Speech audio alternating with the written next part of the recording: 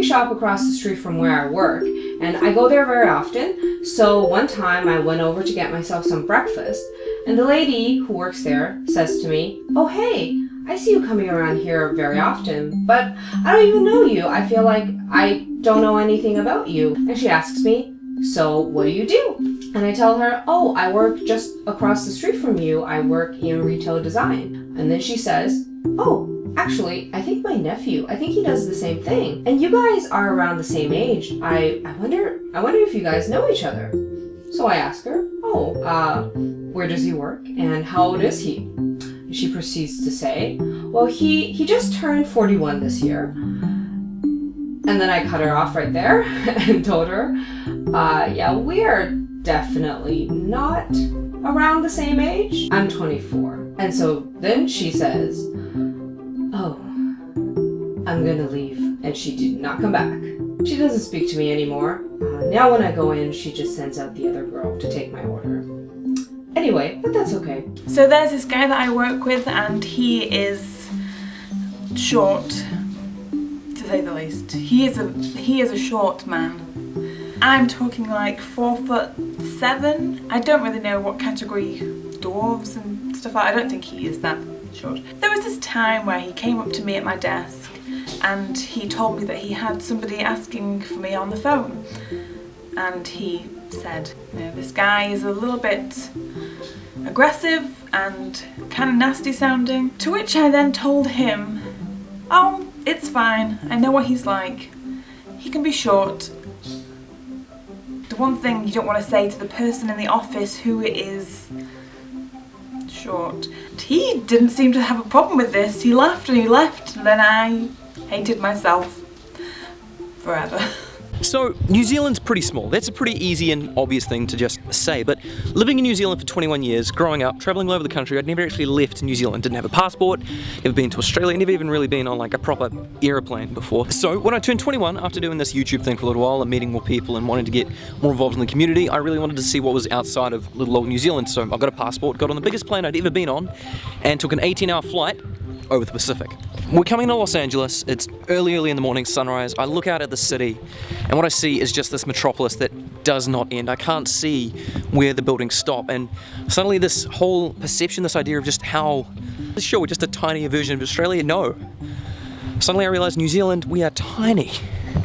We're a couple little islands tucked away somewhere in the Pacific, and suddenly I'm like, oh, okay, this is what a city looks like. Not Wellington, which you can walk in 15 minutes.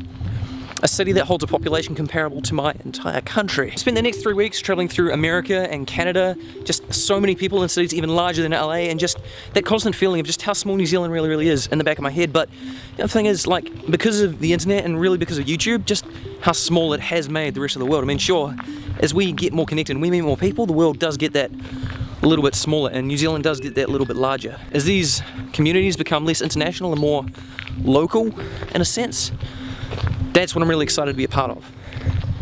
And that's what I want to see more of. This story is about a girl and her horse. Actually, there's no horse in this story. One time I went to this farm party. It was a party on a farm.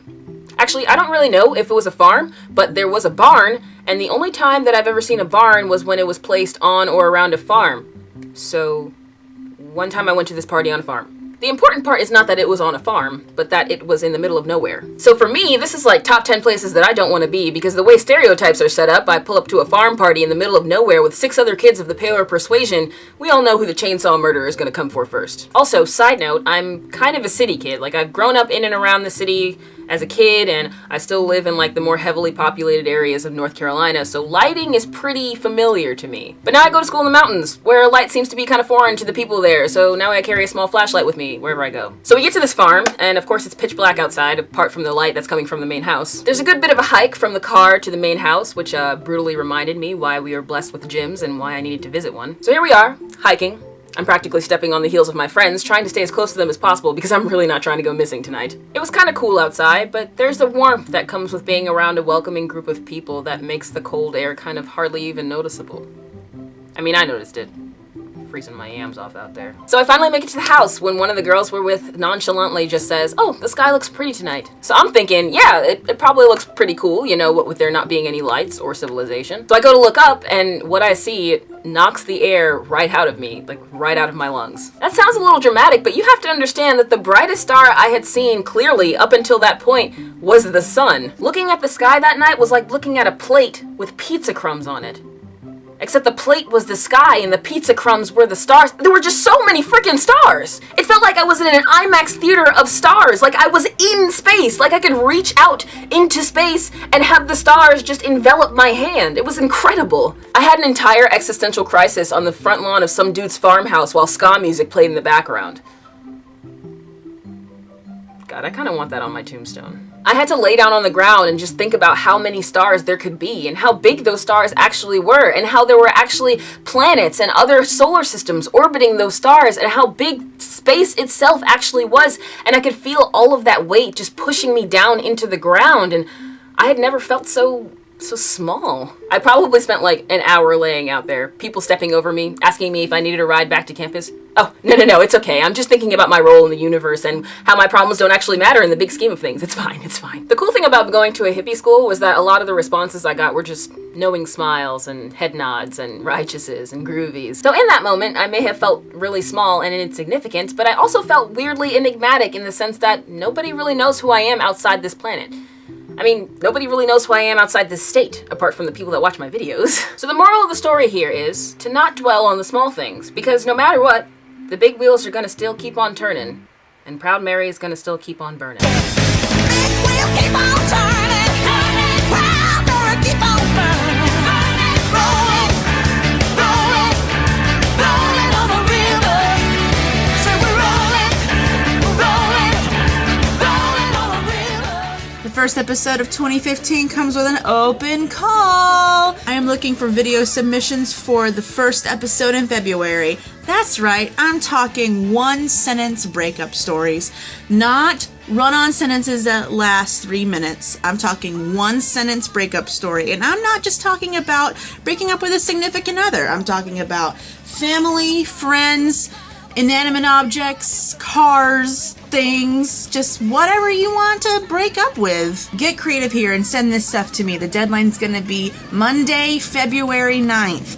All of the information you need to know about this is going to be in the description below. Secondly, all the storytellers you saw today, all under 500 subscribers. Yeah, how dumb is that? Go check them out on their personal channels and please subscribe to them. In the comments below, I want you to give me recommendations of YouTubers that are under 1,000 subscribers. That should be easy enough, because there are so many of them. Anyway, have a good one.